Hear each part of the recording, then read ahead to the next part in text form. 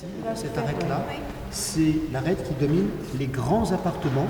C'est là que nous allons évoluer, parce qu'aujourd'hui, vous allez être les auditeurs, les auditrices, les spectateurs, les spectatrices, d'une visite spectacle dont le sujet est le collier de la reine.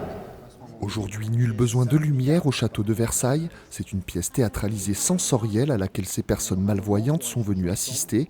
Pour une immersion totale, la visite commence par une partie exposition. C'est-à-dire que les gens vont au départ toucher les costumes dans un premier temps et ensuite comme ça ils savent exactement ce qu'ils ont devant eux. Et puis c'est formidable parce que très souvent on dit, on a toujours envie de toucher, on dit non, vous ne touchez pas ou vous touchez avec les yeux mais pas avec les mains, voilà. Et là, non, là on peut vraiment toucher les choses. La pièce commence et tous les sens du public sont en éveil. Ici, pas de convention, sans scène ni décor, les comédiens se déplacent au milieu des spectateurs en les effleurant. Né d'un roi qui cette nuit-là coucha dans une autre chambre.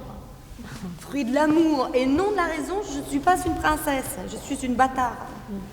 On est dans une immersion totale et il y a une identification complète avec l'action. C'est-à-dire l'action est autour de nous, on est presque témoin privilégié au cœur d'une action. Une pièce qui s'articule autour de 4 scénettes qui racontent l'histoire du vol du collier de la reine. Les 3 comédiens jouent, puis laissent place entre chaque scène à un conférencier posé comme narrateur de l'histoire. Je suis en support dans le récit et dans la précision ou la confirmation d'un certain nombre de faits, de dates, de lieux, qui aide à nourrir l'intrigue et surtout sa compréhension. Pour cette pièce, le château de Versailles a même réalisé une copie conforme du collier de la reine pour que le public puisse profiter pleinement de tous les éléments du spectacle. L'autre possibilité, c'est de sentir.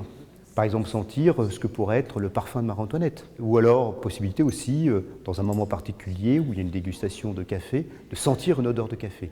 On a l'impression d'être dans l'action, qu'on est emmené. C'est très important, oui. Parce que là, tous les sens sont mis en exergue, donc c'est vraiment très bien. Dans le château, ça nous donne une dimension historique et vraiment formidable. Et ma chienne a participé. Elle était au cœur de l'action, elle a bien réagi aussi.